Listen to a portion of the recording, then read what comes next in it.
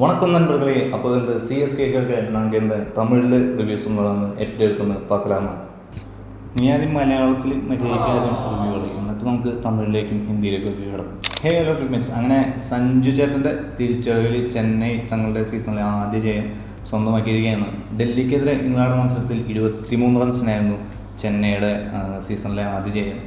Toss നഷ്ടപ്പെട്ട് ആദ്യം ബാറ്റിംഗാണ് Chennai super Kings. സഞ്ജുവിൻ്റെ ആ വെടിക്കെട്ട് സെഞ്ചുറി ഇന്നിങ്സിൽ 212 എന്നൊരു സ്കോറിലെത്തുകയായിരുന്നു. മറുപടി ബാറ്റിങ്ങിൽ ഡൽഹി ക്യാപിറ്റൽസ് 189 റൺസിന് ഓൾ ഔട്ട് ആവുകയായിരുന്നു. അങ്ങനെ ചെന്നൈ സൂപ്പർ കിങ്സിന് 23 റൺസിൻ്റെ ആദ്യ ജയം സീസണിൽ. വേൾഡ് കപ്പിൽ ഇന്ത്യയെ രക്ഷിച്ചെടുക്കാൻ സഞ്ജു അവതരിച്ച പോലെ ഇന്നലെ ചെന്നൈയെയും രക്ഷിച്ചത് സഞ്ജു തന്നെയാണ്.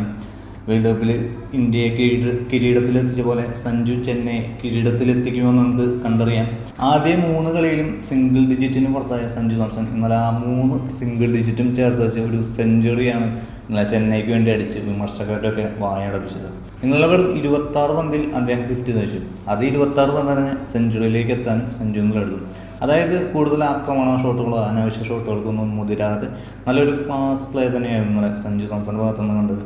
അതിൽ 15 4 4 6 തുടങ്ങിയ ഒരു മെച്ചേർഡ് ഇന്നിങ്സ്, അതായത് ഒരു 200 സ്ട്രൈക്ക് റേറ്റിൽ നല്ലൊരു മെച്ചേർഡ് ഇന്നിങ്സ് ഇന്നലെ ചെന്നൈക്ക് വേണ്ടി സഞ്ജു സാംസൺ ഇന്നലെ കളിക്കുകയായിരുന്നു. 115 റൺസാണ് 56 ബോളിൽ നിന്ന് സഞ്ജു സാംസൺ ഇന്നലെ ചെന്നൈക്ക് വേണ്ടി നേടിയത്.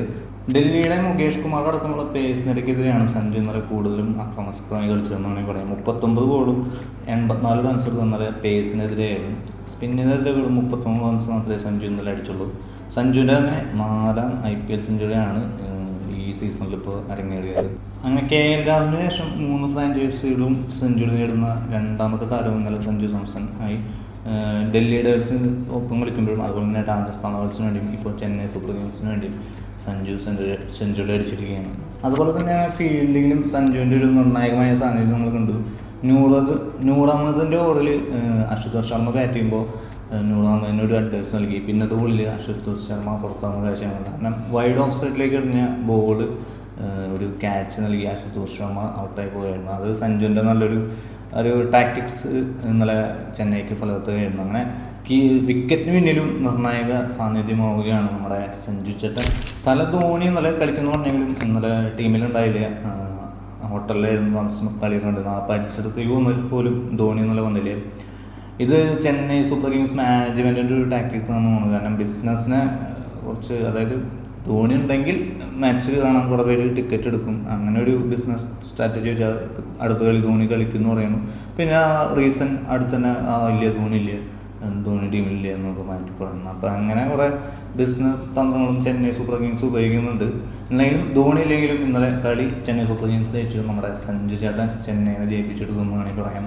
ചെന്നൈ സൂപ്പർ കിങ്സിൻ്റെ പകുതിയിലേറെ ഇന്നിങ്സ് സ്കോർ ചെയ്തത് സഞ്ജു സാംസൺ ആണ്. 115 റൺസാണ് ഇന്നലെ സഞ്ജു സാംസൺ ചെന്നൈക്ക് വേണ്ടി നേടിയത്. അപ്പോൾ ചെന്നൈയുടെ അടുത്ത മത്സരം വരുന്നത് കൊൽക്കത്ത നൈറ്റ് റൈഡേഴ്സാണ്. പൊതുവെ ദുർബലരായ ടീമാണ് കൊൽക്കത്ത നൈറ്റ് റൈഡേഴ്സ്. അപ്പോൾ ചെന്നൈക്ക് ഈസിയായി ജയിക്കാനുള്ളൊരു 2ാം മത്സരം കൂടി ജയിക്കാനുള്ളൊരു സാഹചര്യം ഉണ്ട്. അപ്പോൾ അടുത്ത മത്സരം ജയിച്ച് ചെന്നൈ സൂപ്പർ കിങ്സ് IPL സീസണിൽ ശക്തമായി തിരിച്ചു വരട്ടെ എന്ന് നമുക്ക് ആശംസിക്കാം. അപ്പോൾ അടുത്തൊരു ടീമിൻ്റെ വിശേഷമാണ് വീണ്ടും കാണാം.